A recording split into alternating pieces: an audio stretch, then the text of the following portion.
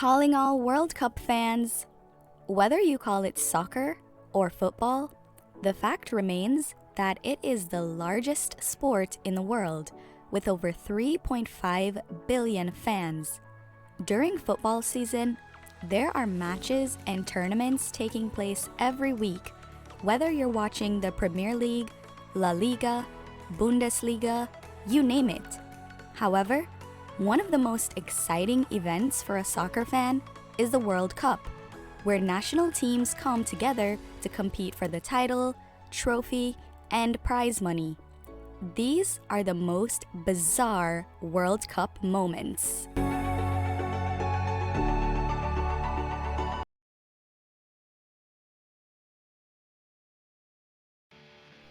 In 1994, USA hosted the World Cup, and some international soccer fans thought that the only reason USA qualified was because they were hosting. Well, someone unfortunately came to prove these naysayers right. Legendary pop singer and actress Diana Ross entered the field to perform during the opening ceremony. She sang her hit song, "I'm Coming Out," while she walked along the field.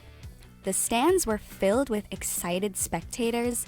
There were balloons, confetti, a soccer-shaped stage, lots of dancers.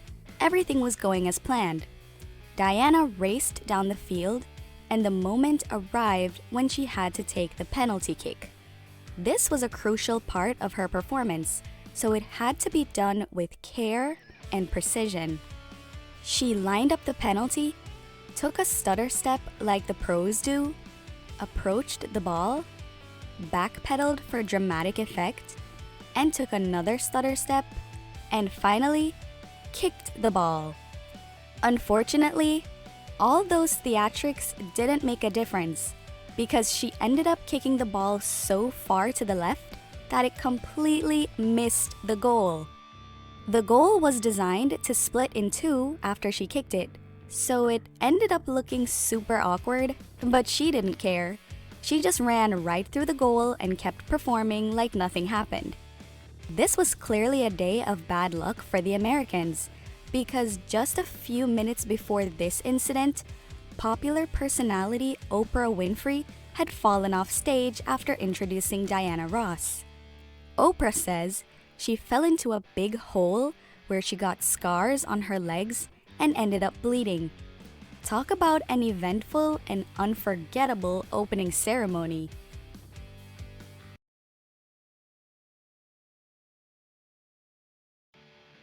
In the world of sports, players get injured all the time, and it is no different for soccer. During a match, a player might get hurt and require treatment. According to the laws of the game and FIFA instructions, any player that requires treatment must be treated off the field of play while ensuring the least possible delay being made in the progress of the match.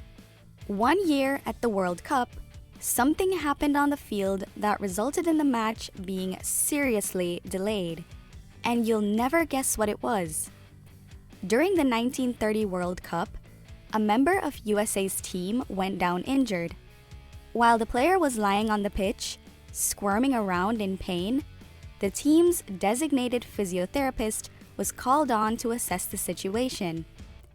While USA's physiotherapist was jogging onto the field, he dropped his bag with medical supplies, and just seconds after picking it back up, he passed out. This is something that had never happened before in World Cup history, so everyone was pretty shocked. Upon investigation, it was revealed that a bottle of chloroform had actually broken inside the bag when it fell.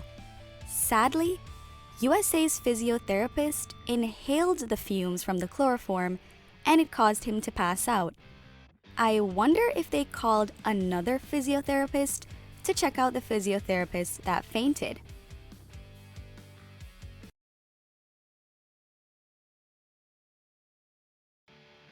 Do you have any rituals that you have to do before a big game to make sure your team wins? Do you wear your lucky underwear so that your favorite player will score? If you do, you're not alone. Many sports fans are superstitious. But did you know that players are superstitious too? This was the case for popular Argentinian goalkeeper Sergio Goycochea, who would perform a very unusual ritual during matches. Right before a penalty shootout, Sergio would urinate on the pitch for good luck. Yes, you heard that right. It all started at the 1990 World Cup. Argentina was playing against Yugoslavia in the quarterfinals, and they had to take a penalty. Sergio really needed to go to the bathroom, but there was no time and he couldn't hold it. So he peed right there beside the goalpost before the penalty kick.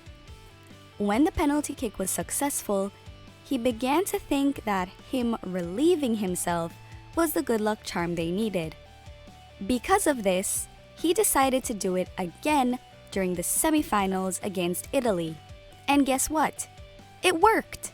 Since then, it became his pre-shootout ritual, and whenever he was about to do it, the rest of the Argentinian team would get close together and form a barrier around him while he took care of his business. It looks like the whole team believed in the power of Sergio's bodily fluids.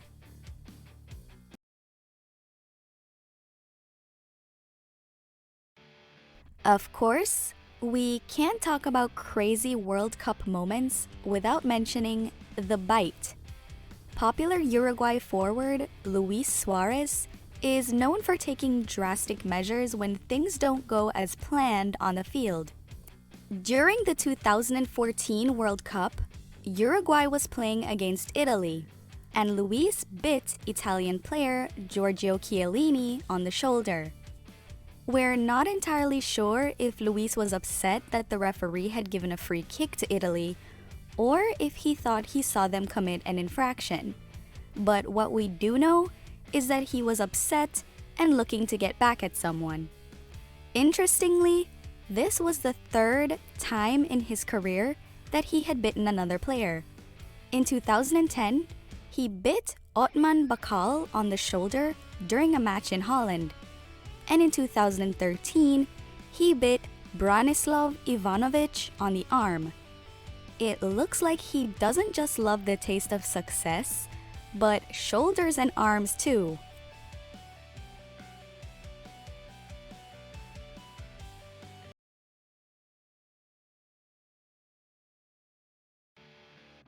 Throughout history, the country of Argentina has been home to several soccer legends like Pablo Aimar, Mario Kempes, Juan Riquelme, and Lionel Messi.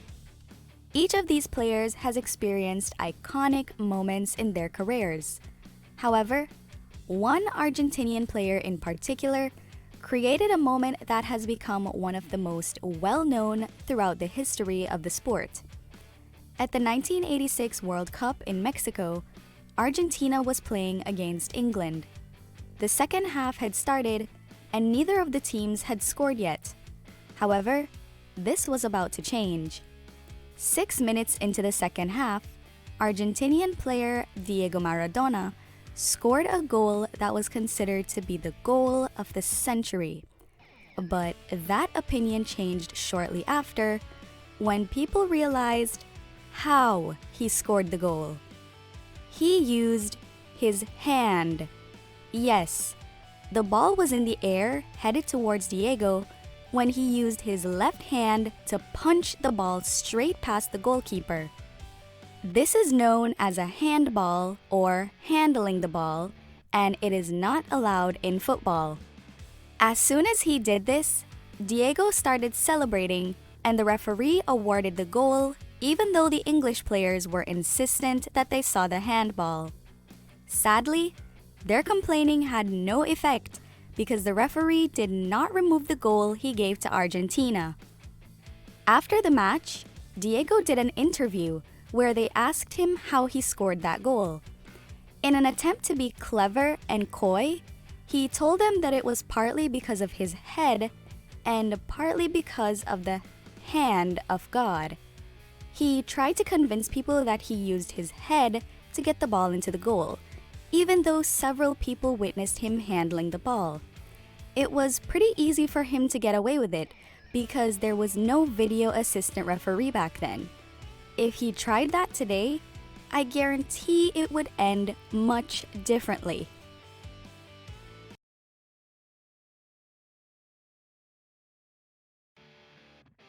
If you're a dedicated soccer fan, chances are you take the game very seriously. This means you might throw things at your TV during a game, curse players, or referees, or coaches, the list goes on and on. However, no one has ever taken the sport more seriously than Colombia. At the 1994 World Cup, Colombia was a fan favorite with a high chance of taking home the trophy. The country had finished at the top of their qualifying group. They had beaten Argentina 5-0. Even Brazilian football legend Pelé called them one of his favorites. In fact, many people placed bets on Colombia winning the World Cup. Safe to say, these people ended up quite disappointed after they learned about the results of the match. Colombia ended up losing to USA because of an unfortunate mistake. Colombian defender Andrés Escobar scored an own goal. And if you don't know what that is, it's when a player kicks the ball into their own goal instead of the one belonging to the opposing team. You know, the one they're supposed to kick the ball into. Anyway, this blunder caused the USA to win the match and proved fatal for Andrés Escobar. His friends told him to lay low for a while because of all the backlash happening back home, but he told them that he had to show his face to his people. This proved to be a terrible decision because just a few days later, he ended up getting murdered while sitting in his car outside a nightclub in the Colombian city of Medellin. He was shot 6 times, and it is reported that his killers yelled "Goal" for each shot. It is also believed that he was killed by members of a powerful drug cartel who had bet large amounts of money on the game and lost it all when Andrés scored that own goal. In fact, a bodyguard for a drug cartel was arrested the day after the murder and even gave a confession. Almost 120,000 people attended his funeral, and they still recognize the anniversary of his death at football matches in Colombia every year.